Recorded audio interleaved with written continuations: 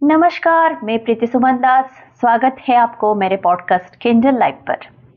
आज हम देखेंगे पुस्तक जीवन ज्योति के और एक अध्याय जो कि है एकादश अध्याय, और ये अध्याय का नाम है मन का खेल। इससे पहले मैं कह दूं कि ये पुस्तक परम पूज्य स्वामी चिन्मयानंद जी के द्वारा लिखी गई है। तो चलिए देखते हैं आज के अध्याय में क्या है।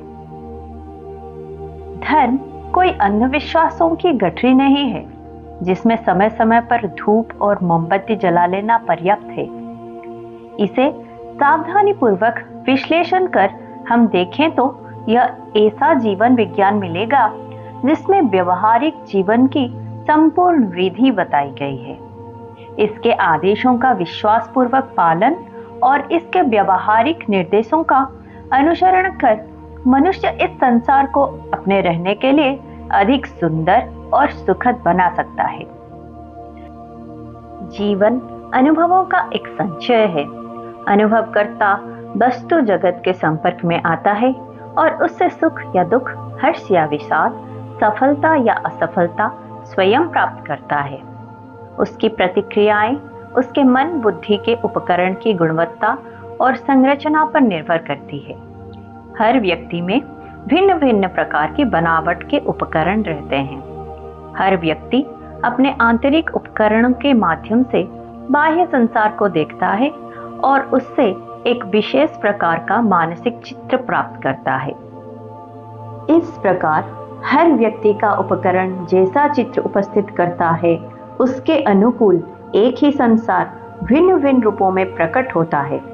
कुछ उदाहरणों को ले तो हम देखते हैं कि वैज्ञानिक को यह संसार एक ऐसा व्यापक क्षेत्र दिखाई देता है जिसमें अनेक संसाधन और शक्तियां विद्यमान हैं। कुछ की खोज हुई और कुछ की नहीं। दूर गांव में रहने वाले किसान को वही संसार ऐसा अर्थहीन दिखाई देता है जिसमें कोई विशेष बात नहीं है। फिर कवि को यह संसार प्रचुर सौंदर्य से समन्वित दिखाई देता है। उसे सर्वत्र दिव्यता की अभिव्यक्ति झलकती मिलती है। सौंदर्य की संपत्ति देखकर उसका हृदय आनंद से उमड़ पड़ता है। हम सबको ऐसा कुछ भी नहीं दिखाई देता और न अनुभव होता है। निराशावादी व्यक्ति को यही संसार दुर्भाग्य और दुखों से भरा नरक दिखाई देता है। उसे संसार की हर वस्तु प्रतिकूल और अरुचिकर लगती है। अतः वस्तुएं यथावत रहने पर भी हर मनुष्य के अनुभव भिन्न भिन्न होते हैं और वे जो प्रतिक्रियाएं करते हैं वे भी अनेक अंतःकरण की भिन्नता के कारण भिन्न भिन्न प्रकार की होती है।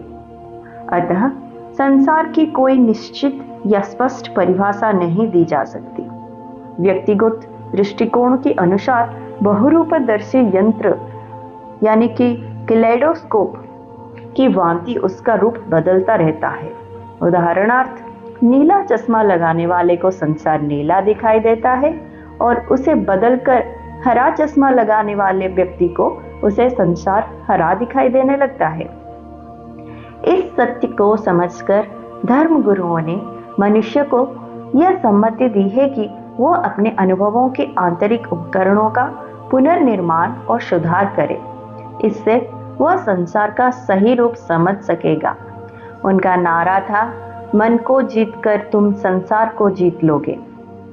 फिर भी अपने अज्ञानवश मनुष्य अपने आंतरिक व्यक्तित्व का निर्माण करने की अपेक्षा बाह्य संसार को विकसित और सुंदर बनाने में अधिक व्यस्त है।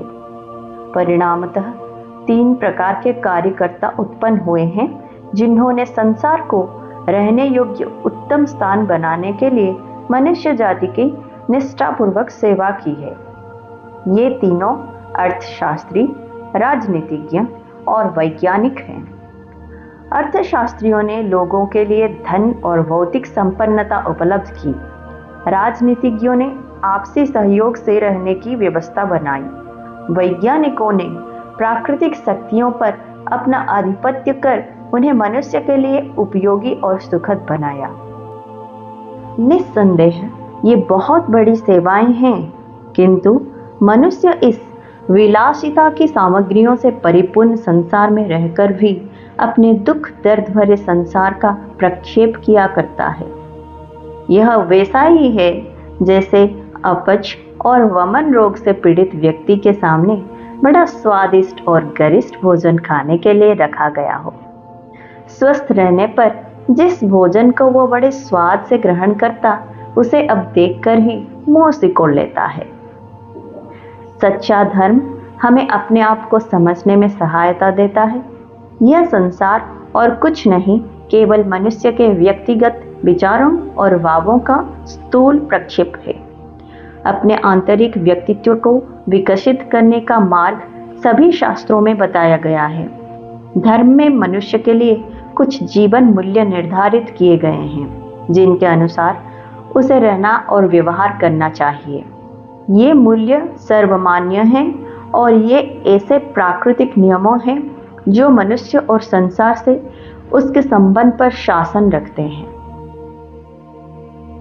इन शाश्वत मूल्यों में सबसे प्रारंभिक और मौलिक 3 नियम हैं: ब्रह्मचर्य, अहिंसा और सत्य, जो क्रमशः शरीर, मन और बुद्धि को संयमित करने के लिए निर्धारित किए गए हैं।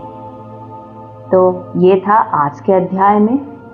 आशा करती हूँ आप लोगों को यह अध्याय से कुछ सीखने को मिला होगा।